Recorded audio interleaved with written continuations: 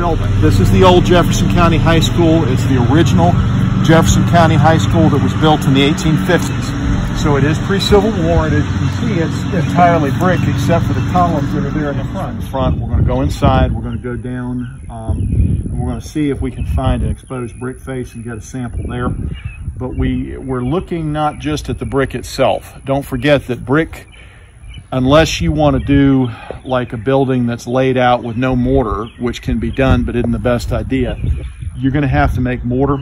The people here presumably would have either had to make their own mortar or have it shipped in, and in the early period, I suspect the enslaved folks on the plantations were the ones making the mortar. In order to do that, you're going to have somebody. The nearest source of lime that I know of, there's going to be one of two things. You could find a seam of limestone, which they might have done, that had shell in it and burned it for lime. But more commonly, in the period of time we're talking about, in the 16, 17, 1800s and before over in Europe, what you would do is you would go to the nearest coast that had shells, and you would get like oyster or clam shell. You'd bust it up with hammers and you'd burn it. And that's how you got lime that you could mix with sand that would bind the mortar. So what we want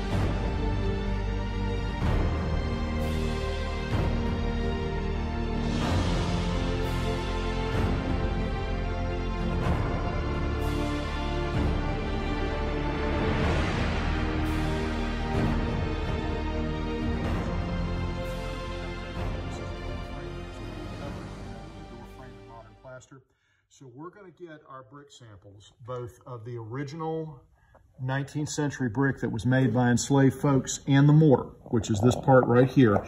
And we're going to get a sample of this later brick right here and the mortar from the inside here, where it's not going to cause damage to the face of the brick or the rest of the structure.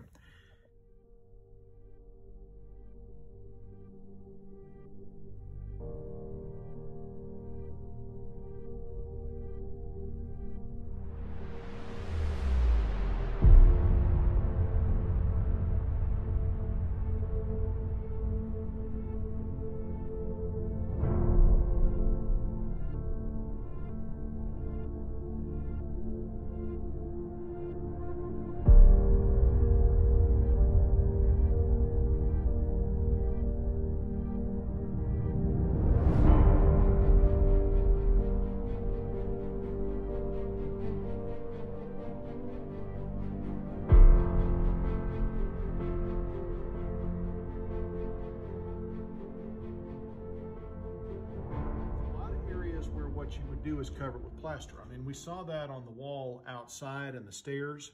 And from our perspective, doing the study of the cemeteries in this area, you'll remember an awful lot of the old tombs that are not just bare brick, we're seeing sections just like this. You see how all of this brick that was part of the outer surface has this kind of plaster cover to it?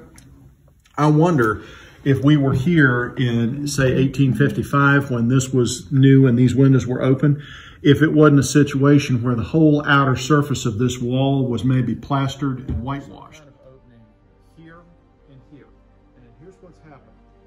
This that's right here in front of us, this darker colored brick, this is the original brick. This is the brick that was made for sure by the folks that were enslaved that are on the George Taylor Plantation, I believe, because it's porous and you've got this kind of older flat mortar. Now look at these bricks here. These bricks are flatter and smoother. They're a slightly different color, and they're more like that one that we saw out front that actually had a line or a scoring line down it. So here's what I'm going to do. We don't want to cause damage to the building. However, this is a door frame. So in order to get our samples to compare, we've got those two from the outside, but we've got these. This is what an archaeologist is going to call in context. This is the original, no question about it. Same thing with this. So what I'm going to do is I'm going to take a very tiny chunk off this interior wall where it doesn't cause any damage to the face. You can see where it's already broken there. We're going to take a small sample from this porous brick on this side that is almost certainly the brick that was made by the enslaved folks. And then we are going to take a look at the area over here. We're going to take a little chunk off this newer brick. Oh, wow. And there's something else I want to point out here too. This is one of those occasions when you have a little bit of humanity to this. You see this brick right here? Want to notice something? It's a little hard to see, but somebody handled this brick before it was done. You see right here? I'm going to put my finger, you see, right through here. You got the tips of a person's fingers. You see where my hand goes right there? Where I'm touching right here and right now is where an enslaved person almost 180 years ago took this brick out of a mold and laid it out to get it ready to get fired so that it could be put into the building. That is a physical remnant of the human beings who built this building. You see it?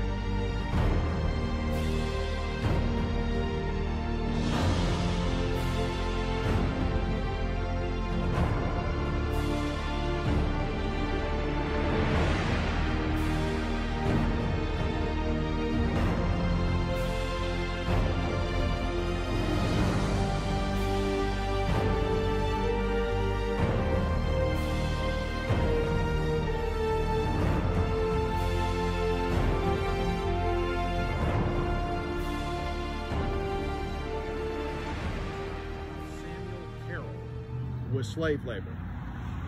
The question is, who was Samuel Carroll? I mean, is he somebody that's a relative of George Taylor? Is he an enslaved person himself? You know, who is he?